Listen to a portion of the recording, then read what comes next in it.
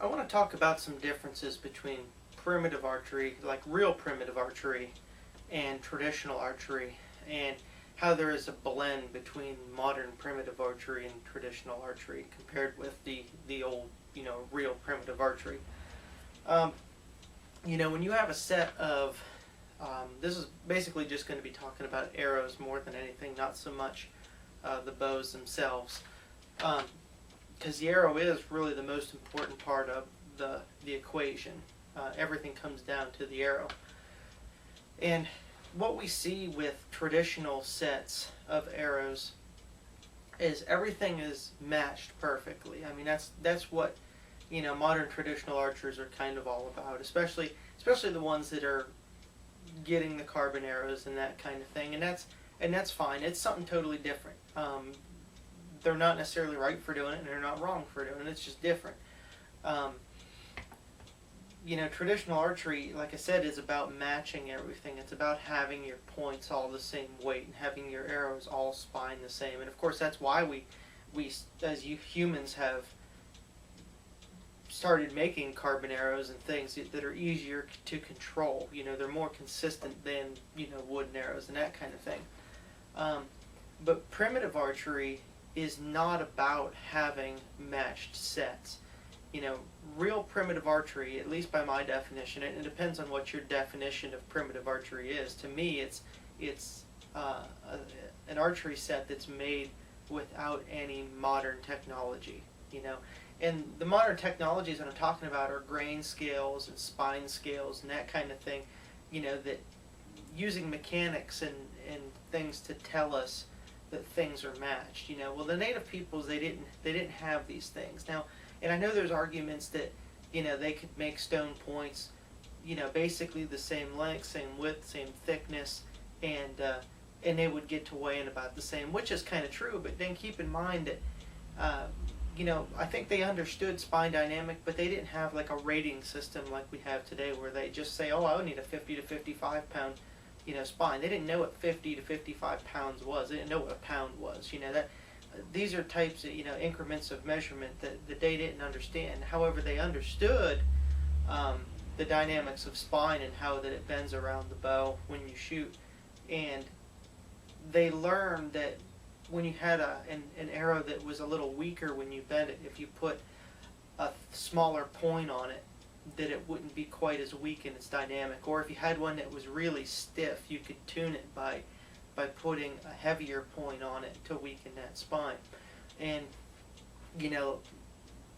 with these primitive sets, we're not using any of that modern stuff, but you can still get a really accurate set of arrows by doing it the old-fashioned way. Now, there's a lot of people that really don't understand, and they will tell you, if all your points don't match, if your arrows are all different weights, if your arrows are spined all different, you'll never have an accurate set. And that's simply not true at all.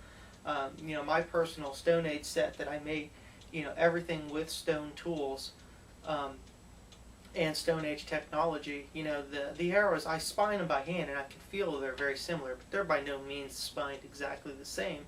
But my points are not the same weight either. And it's not that they're just randomly thrown together and expected to work. They work in harmony with one another. Like I said, you put your lighter points on your weaker shafts and your heavier points on your heavier shafts, and it all works together and blends to make a good shooting set. I mean, this is information that's lost on a lot of people nowadays because we don't have to do it that way. We have machines and all these advancements to do it for us, and we can simplify things by kind of dumbing it down and just making it the same. Like the traditional guys, every one of their arrows is exactly the same. When they pull one out of the box, it's like they're shooting that same arrow over and over and going and getting it from the target and shooting it again, except they have a whole box full of them. Where primitive guys, if we're using real Stone Age technology, every arrow is essentially different, but they're all going to fly the same if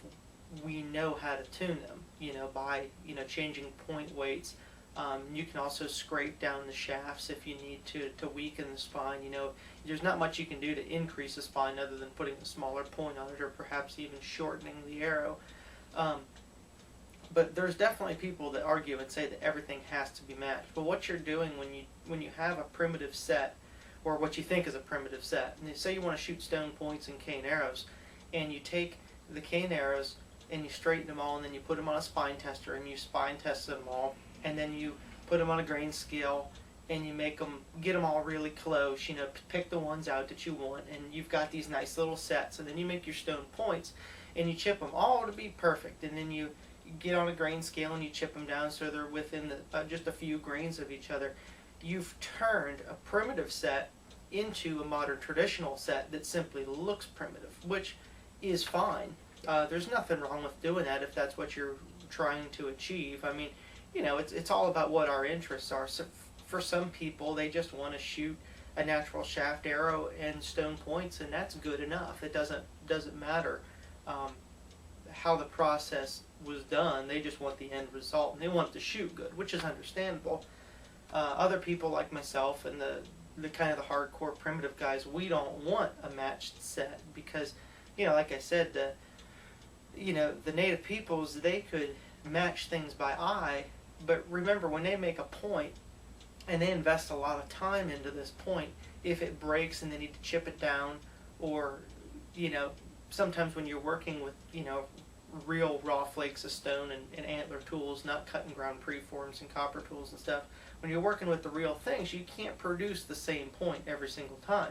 So instead of saying, well, I just, you know, devoted 45 minutes into making this arrowhead, but it's a little bit smaller than the one that, you know, I already made, so I'm just going to throw it away and start a new one because I want them all to match. You know, primitive peoples didn't do that.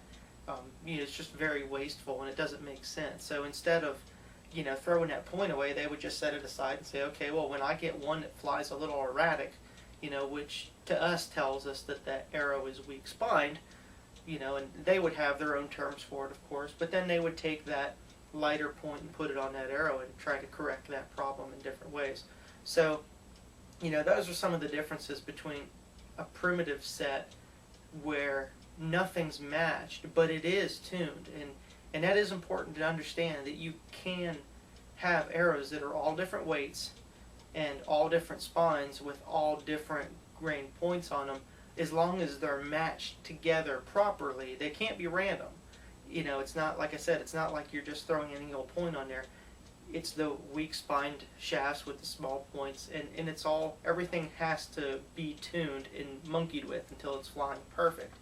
But you can get a really true primitive set to fly as good as a modern match set and have all your arrows be different weights and different spines and different weight points. You know, where the traditional sets that, you know, everything's exactly matching, that's not primitive. You know, it may look primitive, but when you start using spine testers and grain scales and trying to make every one of your primitive arrows in your quiver looks exactly the same and weighs the same and does all the same things, it's simply a traditional set that looks primitive.